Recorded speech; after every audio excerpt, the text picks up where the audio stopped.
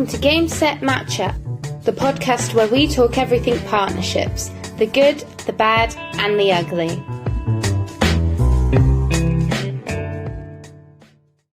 Hello everyone, I'm Carl Busby, your host of the Game Set Matchup Partnerships podcast. And on today's episode, we caught up with Chloe Tse, who is the Senior Content Marketing Manager at a company called Partnerstack. Partnerstack, who are based in Canada, are a number one rated partner ecosystem platform dedicated to B2B SaaS with a marketplace of over 80,000 active partners on their platform. We go into some more detail about how these platforms work and the benefits they are providing to B2B businesses. These types of platforms are quite common in the US and Canada, but they haven't quite landed in Europe as of yet. So it'll be interesting to see if this changes in the future. We have a great chat around how to build great work-life culture, how to keep employees happy, and some top tips on how to keep your team engaged and build those great relationships to last a lifetime, and ultimately how that can benefit you in the future. Also, last but not least, listen out for who she would personally love to have a partnership and work with towards the end. So sit back, relax, and enjoy this week's episode. Okay, hello everyone. Welcome to Game Set Matchup. This is the podcast where we discuss all things partnerships. Maybe you're new to the partnerships world, looking for a little bit of advice, how to get started, or maybe you're a bit of an experienced pro and maybe looking for a bit of inspiration or just something to listen to. We appreciate you tuning in. I'm your host, Carl Busby, and I'm very excited today. Please welcome our guest, Chloe Tse. She's the Senior Manager in Content Marketing at Partnerstack. Hello and welcome, Chloe. Well, hello. Happy to be here.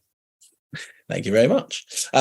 Listen, so we'd love to start off as we usually do, just to get to know you a little bit better. So if you wouldn't mind, just to tell our listeners a little bit more about yourself, your sort of background, and then, just a bit about what your current role is and what you do at Partnerstack.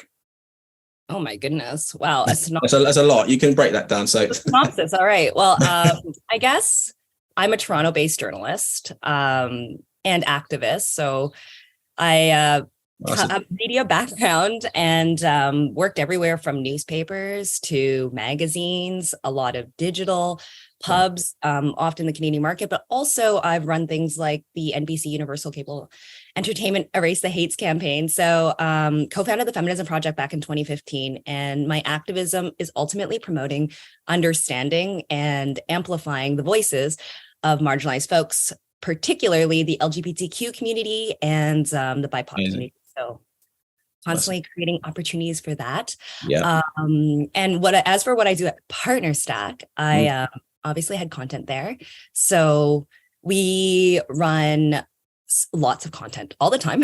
We have everything from tactical partnerships content to support the work that partnership managers do every day, as well as kind of high level data analysis. So we recently launched Partnerstack's Research Lab, where we're kind of mining our own network data of like more than 80,000 active partners within our ecosystem to kind of help support partnerships in B2B SaaS and ecosystems at large. So super exciting. And also obviously tying into the other parts of my identity, I kind of lead DEI here. I've recently joined Queer Tech, which is really exciting to be part of that advisory council. So some great folks there. Oh, that's amazing. Just to touch a couple of things, obviously, you said very, very, obviously you sounded very passionate, obviously, and they said in being an activist. What kind of, led you into becoming, so passionate and finding, doing that sort of role as like an activist? I find that very, very, very sort of interesting. Oh, like how did I get into activism? Yeah. Like what was it? Sometimes there's something maybe triggered. Is there a catalyst? What's the catalyst? Yeah. Like, actually, now that you make me think about it, so funnily enough, I wasn't always an activist. I was pretty more of a social community person. I've always been very social. So I used to be more of like a friends and family kind of person and focused more on my social relationships. But, I think it is the identity of being a queer racialized woman, ultimately, that kind of leads you into it. And you go through experiences, some good, mostly bad. Mostly good, some bad. And I was like, or sometimes the other way around. It depends on who you are. And For me, I think there's two reactions somebody has to, like, I don't know, trauma. And sometimes people unintentionally reproduce it. For me, I intentionally want to stop it. I like to end trauma when it hits me. Yeah. I'm like, this is an issue. We're going to stop it here, and we're going to stop other folks from going through it. So that's kind of what happened. So then it was like finding those gaps, helping to identify those things, because usually adversity finds you and you need to overcome it. And as you overcome it, and throughout that process, you realize more and more people are impacted by it. Yeah. And it's kind of trying to get to the heart of that. Yeah. So you can rectify that and make the world just a little bit better. A little bit. Just try to do a little bit at a time. No, that's amazing. I just find it really, really, really interesting. And then just obviously we touched on this before we obviously started recording, but in terms of Partnerstack, as you said, though, in the UK, we are, I think, probably maybe a little bit behind when it comes to this kind of platform and what's involved. So just for our listeners, just to explain, what a actual PRM is, because as I said before, I had to do some research to find out what it was myself. But just did you want to explain just how that's what it actually is? How does it work? Yeah, like Partnerstack is an ecosystem platform, so it kind of provides an all-in-one, also known as a PRM in a lot of ways. But PRM is just part of what we do. Right. It is the core of our business, of course, which is some technology to help consolidate all your admin work and provide like automatic payments and reporting and a way to manage all your partnership relationships. Yeah. And the thing is, the power and why I call it ecosystem platform, why we know it as an ecosystem platform, is the ability to integrate with other partnership tools. We recently partnered with Reveal, for example. They do account mapping. So folks in partnerships, especially in the sales side, can kind of understand how that's going to support the work, right? You got account mapping, you got your partnership relationship management platform. This saves you a ton of time. Yeah. It's consolidated. Yeah. It's easy to use. So, I mean, that's only one part of it too. That's just managing partnership relationships. But Partnerstack also has a marketplace that can allow you you enter the marketplace to access more than 80,000 active partners who are also looking to partner up. Yeah. And streamline. So ultimately, Partnerstack is a distributor and an ecosystem platform that helps people help people, because we're here to help other businesses grow, scale, and thrive. Yeah. Yeah. 100%. Yeah. Okay. Yeah. No, that's amazing.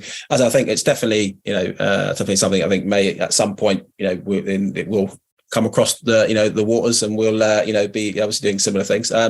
So yeah, just to sort of start off with on the subject of partnerships, with Partnerstack, how have you seen sort of the approach change in recent times? In terms of like how you sort of looking to create partnerships with Partnerstack, and like what would you class as like a gold star partnership for someone at Partnerstack? I love that you're bringing up current events, as I think it cannot be denied that tech has taken a big hit lately, in all industries. So as I mentioned before, I come from a media background. Media has also taken a really big hit. In the last month, we've seen Vice file for bankruptcy, BuzzFeed News go under, like a ton of. This is kind of hitting many industries. This is relevant. Are you ready for it? Because ultimately, partnerships are the answer right now. You're not supposed to go it alone. In a time like this, you need to partner up with folks, start streamlining, start figuring out solutions together. There are a lot of cost saving measures there. There's a lot of emotional support there. There's a lot of it's time to build community and unite. Whenever things go sideways, it's an opportunity to come together, right? And partnerships is kind of at the core of that. Where this goes to is our network business. Some of the growth we've been seeing are with our publishers within our network business. And being able to kind of, the concept of even being able to support media during this time is obviously, something I'm passionate about as well. So knowing that we can span industries and support is something kind of Partnerstack is also doing. But yeah, I think it's time to come together and and efficiencies are top of mind right now, and resource saving. So hence the ecosystem all in one platform that really does help kind of consolidate a lot of that. So you can also focus time on higher impact work. Yeah. Right. Yeah. No, mate, that makes sense. I think, right. Tech is, sorry, I interrupted you. Yeah, no. Go. You're the guest. You'll go and carry on. Oh, no, I was just going to say, like, the relationship between like humans and tech is symbiotic. As we evolve, our tech needs to evolve too. And if humans recognize that partnerships matter, we need to be able to create those opportunities with the tech, right? And so that's something that we're also working on, is just kind of improving all those features constantly and making sure we're meeting with customers and understanding what the issues are, so we can start strategizing on how we're going to solve this, right? That's the opportunity and the possibility here. Yeah, no, totally. I think, you touched on it there, that, there's the times that we live in, and the things, are obviously changing. You mentioned those companies and stuff that they've gone under. And, obviously, again, obviously we're at Finder. This is what we're all about. It's, if you've got another partner or somebody, that you're working with, then obviously there's much more, you've got a lot more chance that, you can pivot or create things, when things go, a little bit south, rather than being on your own. So 100% agree. Partnerships are the future. Right. Just move on. Obviously, again, on the subject of partnerships, that might be, I know you're obviously working content, so it might not be a specific question for yourself, but just as a business, how are they sort of looking to, it would be included in marketing as well, I suppose, but how are they going about looking to sort of like get the, the word out, or like network, to make people aware of like what Partnerstack, can actually sort of do? I mean, obviously in the UK, we have like obviously networking events, that kind of stuff. Obviously we have Finder, which obviously we're using to help businesses to fund. But yeah, how is sort of Partnerstack going about sort of creating, or, I think you mentioned that was, you just partnered with Reveal in terms of like, the mapping. How did that sort of come about? Our partnerships? Yeah. Well, we're kind of constantly evolving, right? We want to keep up. We want to get ahead of it. And because we're a partnership business, we also believe in partnering. We have a Partnerstack certified program. We work with agencies. We work with our partners. We work with our customers, support our vendors any way we can. We have the folks within that network that we are constantly keeping our eye on, tracking to find opportunities to support, grow, and scale. From a content perspective, though, we're also looking to educate and inform the market. So whether or not we're talking to the right experts, getting the right pro tips and tricks, putting out the data, like the Research Lab is our new data initiative, and something I'm personally very proud of, because we're working with our proprietary data for good. So what we're doing is really mining that ecosystem, find opportunities. Like, for example, in 2022, we had record-breaking GMV growth at 400 million. That's an important data point and optimistic for folks in the partnership space. And with the network, right? Because this is like cash flowing through, and this exists, and partners can access it and find ways to win together. This is a whole thing. So I think it's through those conversations where you understand where those gaps are, where the pain points are. And that's when you become like a tech doctor and try to fix it. But I think the storytelling is also important too. I mean, not just because I'm in content, but it's through the process of writing and reading that you discover, learn, and ask questions. And everything you think you know, 100%, you're questioning, and then learn it again, maybe from a different perspective. I think perspectives are really, really important. So we make an effort to talk to all kinds of partners, all our customers, to really understand that kind of diverse group of folks and recognize the different needs and gaps across the industry. Always on for us. No, I love that. I mean, maybe the whole the tech doctor. Maybe that should be that should be something. I don't know where that came from. It just fell. I don't know. I like it. I like the sound of it. Cool, it's great. Moving on to the next question. One of my favorite questions I like to ask. And again, you look quite young, so maybe this also how far this goes back. But I'm not. Not to give it all away, but we won't reveal on the podcast. I'm okay. I'm not an ageist. I am an elder millennial, proudly so.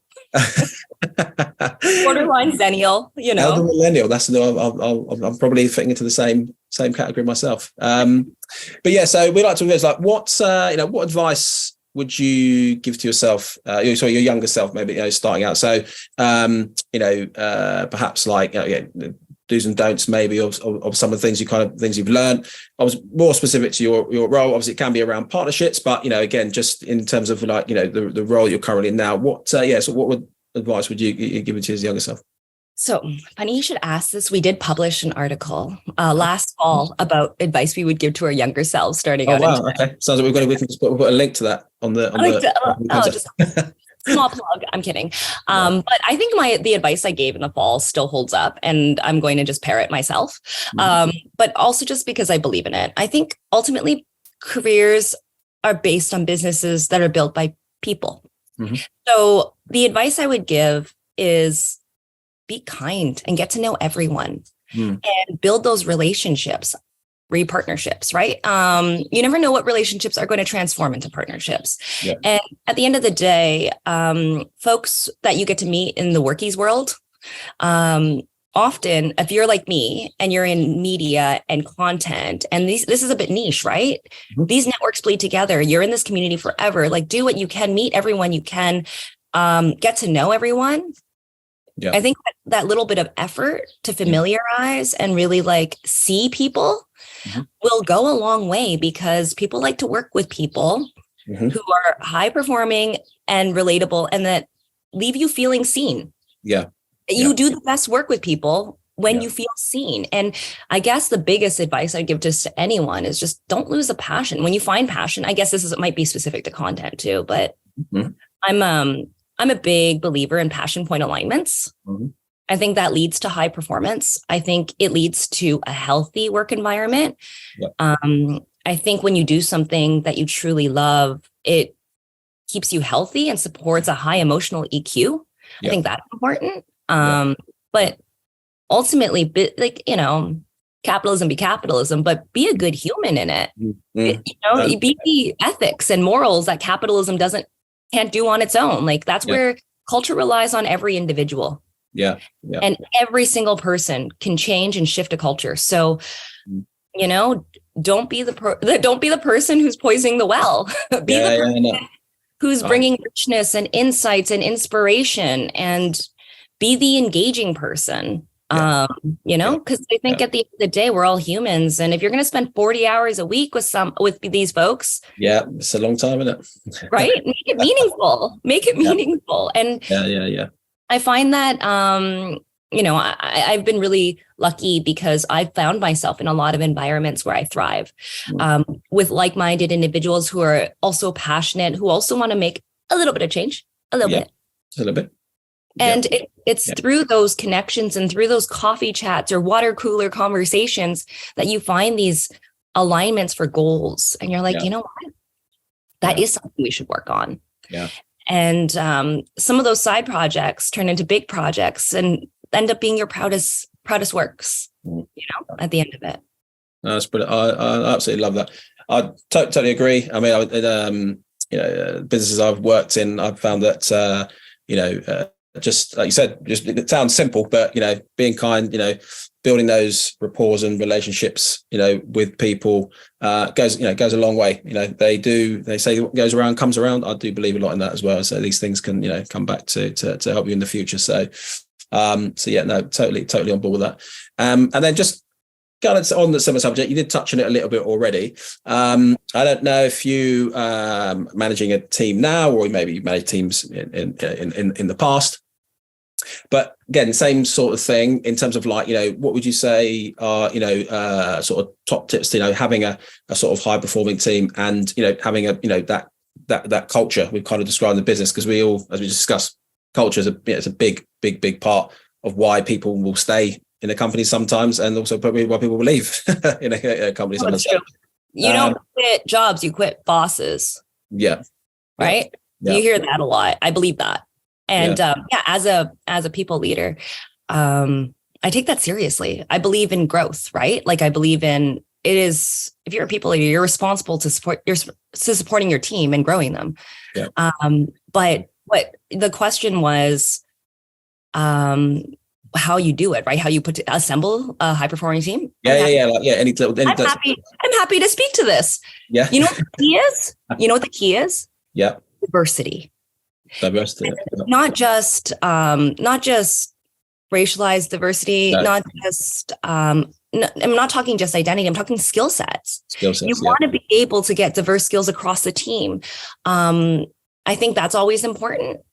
I think it's also diverse personalities. Yeah. I myself love working with an introvert. Mm-hmm. But you also need extroverts. I think you need both. Mm-hmm. Bring each other up. The unsung heroes often, right? But it's also recognizing them and getting to know them and knowing how to recognize them and kind of supporting that growth as well. Yeah. But I would say diverse hiring is key. Yeah. And that can look like all kinds of things, young and old, male and female, like if we're getting into genders, binary folks, including them in the conversation to kind of know, because these perspectives are what make your team whole. And I do buy into the fact that you're only as strong as the weakest member on your team. So when it comes to assembling high performing teams, I kind of touched on this last time, but my big thing is passion alignment. Yeah. But now this is a little bit easier for someone like me in my position to do. Because editorial, you have to have some hard skill sets, right? So I've been talking about people a lot. I've been talking about relationships a lot, but that's with the assumption that folks have the basic grasp on these skills. And writers are a different breed.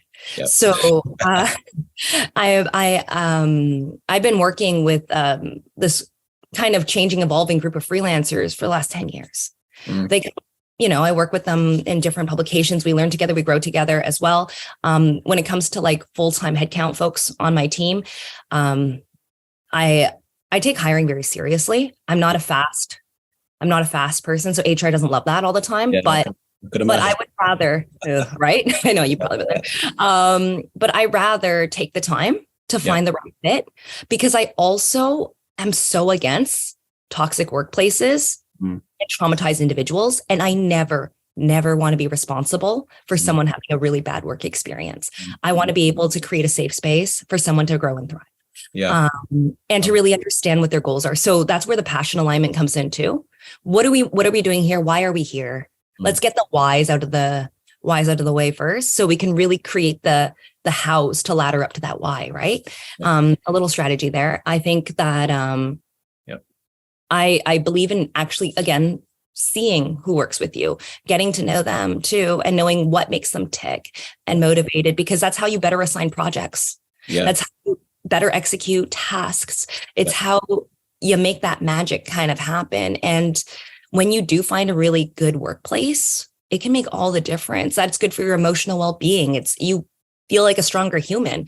It was hard leaving my last team at my last workplace, but I'm still in touch with all of them. They still ask me for advice. They still call me when they have milestones. Yeah.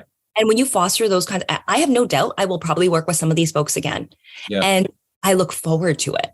Yeah, and that's the kind of thing, some people leave a workplace and they're like, oh, thank God I'm out of there. Yeah. It happens. Yeah.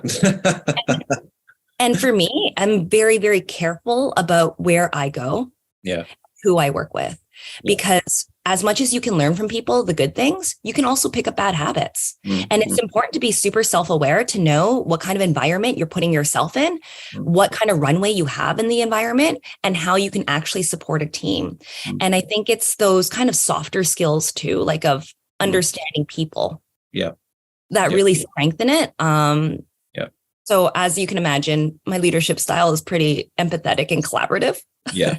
No, I love that. I mean, I totally agree with all the points you made there. So it just makes such a difference, to same thing. So I've obviously worked with teams over the years, and like I said, for me, big thing is that wanting to know that obviously here to work and we've got things to do, but you want people to be happy, in their job, right? I don't want to be that person is responsible, you find out that, there's something going on, they didn't want to say anything. I mean, that to me would just be, Have you heard the thing? There was that whole thing. I can't remember where I first heard it. I can't remember I can't attribute this quote, but it was something that I kind of really stuck with me. It was when I first became a people leader or a manager, right? You're the topic of someone's dinner conversation. This is true. What do you want them saying? Yeah. That's very true. Yeah. What would it kind of helps you check yourself too, right? Yeah. And it's like, because, we kind of just all go through the world, but it's being really mindful of who we are and what our actions are and how they impact people. Yeah. No, 100%, so 100%. No, I love that. I love that analogy. I'm going to use that one in the future. Cool. And so just obviously we've talked about the culture there in terms of like high performing teams, just going back a bit to obviously the business and the partnerships and stuff. So I think obviously you've touched on some points before, like in terms of like how, Partnerstack is sort of looking to work with other businesses. But what do you think, like the future sort of holds for, it's obviously Partnerstack specifically, but just or maybe in businesses in general, in terms of creating partnerships. Do you think there's going to be any sort of shifts or any sort of major sort of changes over the next sort of thing? I mean, like you said before, sort of people have to move with technology. We're getting new technology all the time. There's AI, which is a whole world, metaverse. I don't know. There's all sorts of things that are coming our way. And so, what do you think, if anything, will change, for the future in the future? That's a loaded question. Yeah. So I was trying to break it down, but yeah. Well, I think now more than ever, we do need to partner up. I think it's prospecting who those partners should be. It's having a strong understanding of who you are and what you have to offer partners and finding those opportunities, right? I think it's also getting innovative with partnerships. I think the thing about partnerships too, I know we're talking about it from more of a tech B2B SaaS kind of POV here or through that kind of lens. But the thing is, partnerships exist everywhere across every industry. And I think as we kind of graduated to ecosystems, right? We've been maturing into ecosystems and kind of growing like the whole kind of SaaS ecosystem at large. And I think there's the opportunity to start innovating and partnering up with folks outside this industry, which is kind of, I think I touched on that too when I was talking about the network and the ability to support other dying industries like media and other, but that's the thing, like that's just one example, but there's more possibility out there.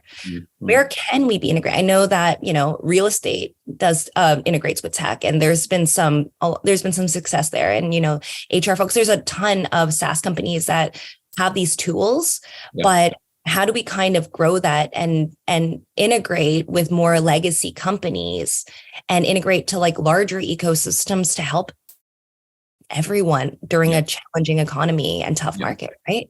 I think these tech solutions go beyond tech. Every company uses tech now.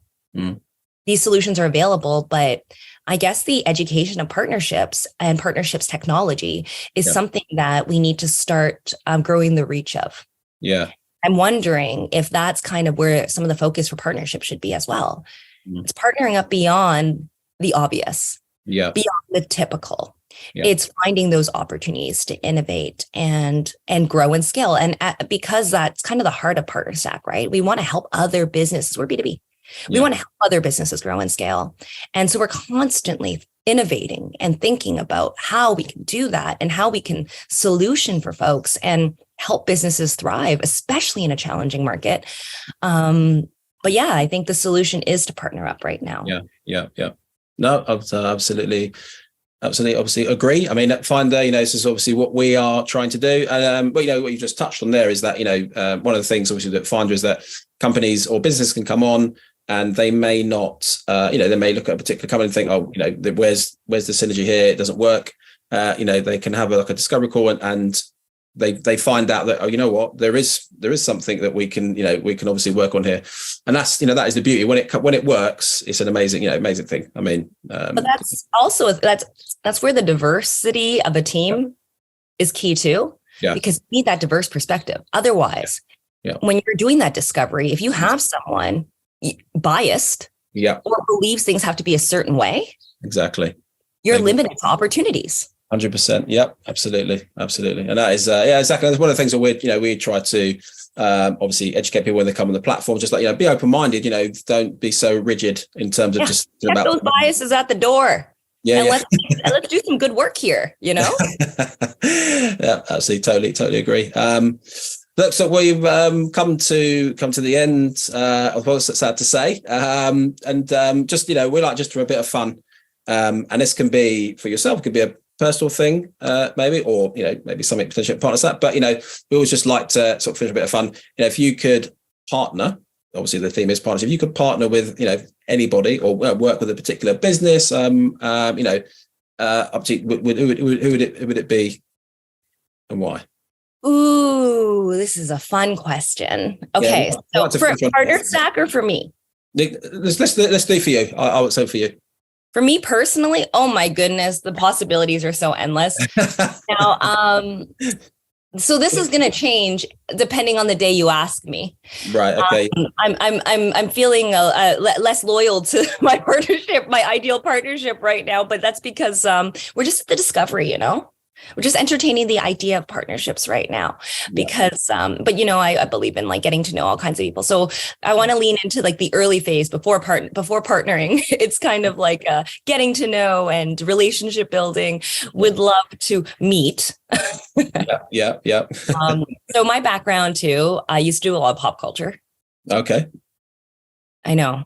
I love it because that's where, it sounds like, fluffy content or whatever. But when you start paying attention to who's putting out the content, what they're showing on screen and what messaging you're receiving from it, it's actually very powerful. This is why representation absolutely matters. Yeah. You see yourself, you see possibility in film and television, right? Yeah. So I'm a film and TV kind of person for sure. I love storytelling. I love fiction, nonfiction, all of that good stuff. My ideal partner might be Shonda Rhimes. Oh, wow. Yeah. And I know she introduced color, right? She introduced colorblind casting. She was so innovative. Grey's Anatomy, the longest running show. Her casting, like and her writing, that ability to combine emotional storytelling with levity and humor. It's just so real and human. I feel like I could learn a lot from Shonda. I don't know what I have to offer. I'm kidding. Technology? I'm sure it'd be something. But no, I'm kidding. Obviously, I think quite fondly of her and the work that she's done. And why I say that though is, I guess that ties into media, and then where that leads is learning that business a little deeper from different POVs for some partnership folks, finding the opportunities there too. Yeah. No, that's amazing. That's an amazing person. I can relate because my wife absolutely loves Grey's Anatomy. Not my cup of tea, but not my cup of tea. You don't like crying for an hour? With a really great soundtrack? Not really, no. But no, she's incredible. She's done so many incredible shows, so much stuff. I think it's like a shock when you watch something and you're like, it's her again. She's done something else. Another. Yeah. So that should be amazing. Look, just come to the end. Just want to say thank you very much for taking the time to come and talk to us. We really appreciate it. I've absolutely loved it. Just been great to get to know a bit more about you and obviously about the things that you're doing as well. So just want to say thank you very much for coming on, Carl. It's been honestly a privilege, and where we also need to take partnerships. Yep. Beyond borders. Yeah. 100%. I agree. I agree 100%. And on that note, we will leave it there. So thank you very much. Thank you.